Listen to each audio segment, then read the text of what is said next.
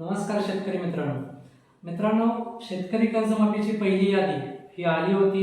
त्याच्यामध्ये जवळपास 17 लाख शेतकरी हे पात्र करण्यात आले होते. आता दुसरी यादी कधी येणार? आमचं यादीमध्ये नाव आलं नाही तर आम्ही काय करायचं? आमची केवायसी होत नाही, त्यासाठी आम्ही काय करायचं? आणि जे प्रोत्साहनपर अनुदानाची यादी आहे ती कधी येणार? अशा पद्धतीचे भरपूर प्रश्न हे विचारले जात आहेत. या सर्व प्रश्नांची उत्तरं आज या व्हिडिओमध्ये आपण जाणून घेणार आहोत. त्यासाठी जर चॅनलवरती पहिल्यांदा आला असाल तर आताच आपल्या शेतकरी मित्र या यूट्यूब चॅनलला नक्की सबस्क्राईब करा. सर्व शेतकरी बांधवांपर्यंत हा व्हिडिओ नक्की शेअर करा आणि जर व्हिडिओ आवडला तर व्हिडिओला एक लाईक नक्की करा.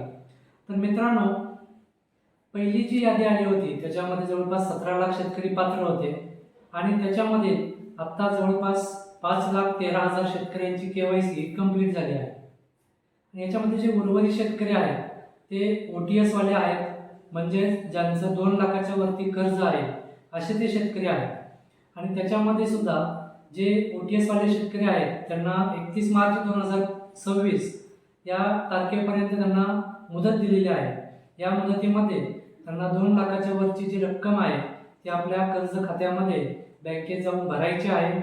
त्याच्यानंतर ती जे 2 लाखाच्या वरची अमाऊंट भरल्यानंतर जी उर्वरित रक्कम आहे ती आपल्या सिस्टीमला अपडेट केली जाईल आणि त्यानंतर त्या शेतकऱ्यांना आपली केवायसी करायची आहे आणि त्यानंतर जी कर्जमाफीची रक्कम आहे ती त्यांच्या कर्ज खात्यामध्ये वर्ग केली जाणार आहे. यानंतर जे काही शेतकरी राहिले आहेत, OTS होऊन सुद्धा जे काही शेतकरी राहिले आहेत त्याच्यामध्ये असे शेतकरी आहेत की त्यांना केवायसी करताना भरपूर प्रकारच्या अडचणी येत आहेत. त्यामध्ये काही लोकांचे फार्मर ID नाहीत, काही लोकांचे फार्मर ID आहेत परंतु सिस्टीमला त्यांच्या बँक खात्याला ते लिंक केलेले नाहीत आणि काही शेतकऱ्यांचं सर्व ओके आहे परंतु त्यांचं बायोमेट्रिक तिथं अपडेट होत नाहीये, किंवा जर काही शेतकऱ्यांच्या सर्व गोष्टी ओके असून सुद्धा फक्त सर्व्हरचा इश्यू असल्यामुळे त्यांची केवायसी त्या ठिकाणी होत नाहीये. तर मित्रांनो, अशा शेतकऱ्यांनी काय करायचं आहे? ज्यांचा फार्मर ID नाही त्यांनी लगेच आपला फार्मर ID साठी अप्लाय करायचा आहे. फार्मर ID साठी अप्लाय केल्यानंतर आपल्या तलाठ्याला फोन लावून आपलं फार्मर IDचं अप्रूव्हल घ्यायचं आहे आणि आपला फार्मर ID आपल्या बँकेमध्ये अपडेट करायचा आहे. त्यानंतर त्यांना केवायसी करता येईल. त्याचबरोबर ज्या शेतकऱ्यांचे फार्मर ID आपल्या कर्ज खात्याला लिंक नाही त्यांनी आपल्या बँकेमध्ये जाऊन आपल्या कर्ज खात्याला आपला फार्मर ID लिंक करून घ्या. आता आजच पाहिलं की ज्यांचे आपल्या सिस्टीमला जो एरर दिसतो की फार्मर ID नसल्यामुळे शेतकऱ्यांची केवायसी होत नाही, अशा सुद्धा शेतकऱ्यांचा आता केवायसी साठी पुढील प्रोसेस होत आहे. आजच आपण ते पाहिलं. आणि परंतु आता काही शेतकऱ्यांना केवायसी होते पण त्यांची जी प्रिंट आहे, केवायसी केल्यानंतर जी प्रिंट येते ते प्रिंट भेटत नाही. हे सर्व्हरचे इश्यू आहे, त्याच्यामध्ये अपडेशन चालू आहे आणि भरपूर शेतकरी आता केवायसी करत असल्यामुळे सर्व्हरवरती लोड येतोय. त्यामुळे गडबड करू नका. आपले सर्व डॉक्युमेंट व्यवस्थित चेक करा, फार्मर ID काढून घ्या, फार्मर ID अपडेट करा आणि जर आपलं बायोमेट्रिक होत नसेल तर आपलं आधार सेंटरला जाऊन आपल्या हाताचे ठसे सर्व अपडेट करून घ्या आणि त्यानंतर तुम्ही केवायसी करा. तुमची केवायसी त्या ठिकाणी नक्की होईल. असे ज्यांच्या केवायसीसाठी अडचण येत होती अशा शेतकऱ्यांसाठी आपण सोल्युशन सांगितलेलं आहे. यानंतर बऱ्याच शेतकऱ्यांचा प्रश्न होता की आता दुसरी यादी कधी येणार? तर मित्रांनो, हे जी 15 लाखाची जी शेतकऱ्यांची यादी आली होती, पहिली यादी, त्याच्यामधील सर्व शेतकऱ्यांची केवायसी कंप्लीट करण्याची प्रोसेस आता सध्या सुरू आहे. ज्यावेळेस या शेतकऱ्यांची केवायसीची प्रक्रिया पूर्ण होईल आणि याच्यासाठी जो आता 13,000 कोटीचा जो निधी वितरित होणार आहे तो वितरित झाल्यानंतर जवळपास 15 ऑगस्ट नंतर ही जी दुसरी यादी आहे ती प्रसारित करण्यात येईल असं सांगण्यात येत आहे.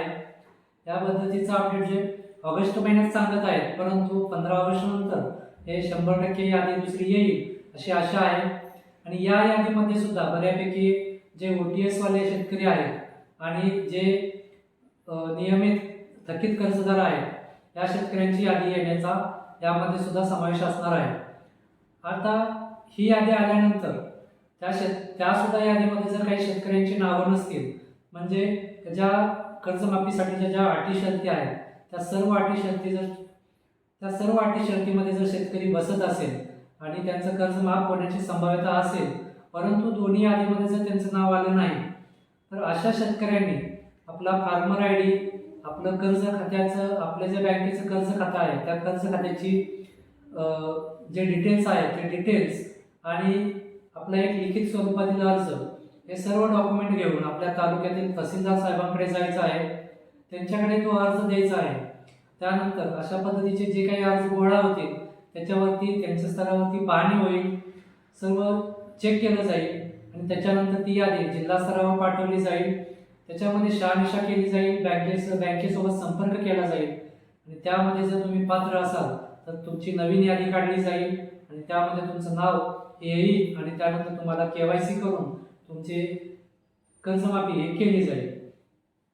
आता त्यानंतर जो काही शेतकऱ्यांचे असे प्रश्न आहेत की जे आम्ही रेग्युलर कर्जदार आहोत, ज्यांना प्रोत्साहनपर अनुदान देण्याचे शासनाने घोषित केलं आहे, ते अनुदान म्हणजे 50,000 प्रोत्साहनपर अनुदान. ह्या अनुदानाची यादी कधी येणार? तर मित्रांनो, जे रेग्युलर कर्जदार आहेत यांना अजूनही 2 ते 3 महिने वेट करावा लागू शकतो, कारण या ज्या 2 याद्या येतील त्याच्यामधील सर्व शेतकऱ्यांची KYC होतील, त्यांना जे काही कर्जाची रक्कम आहे ते वितरित केली जाईल आणि त्याच्यानंतर जे रेग्युलर कर्जदार आहेत त्यांना त्यांची यादी काढली जाईल आणि त्यांची KYC झाल्यानंतर त्यांना सुद्धा कर्जमाफी दिली जाईल. परंतु मित्रांनो, याच्यासाठी आता जे काही प्रोत्साहनपर अनुदान होतं 50,000 रुपयाचं ते 2 लाख करावं अशी सर्व शेतकऱ्यांकडून मागणी येत आहे. 30 तारखेनंतर याच्यासाठी मोठ्या प्रमाणात आंदोलन सुद्धा केले जाणार आहे, अशा पद्धतीची माहिती समोर येत आहे.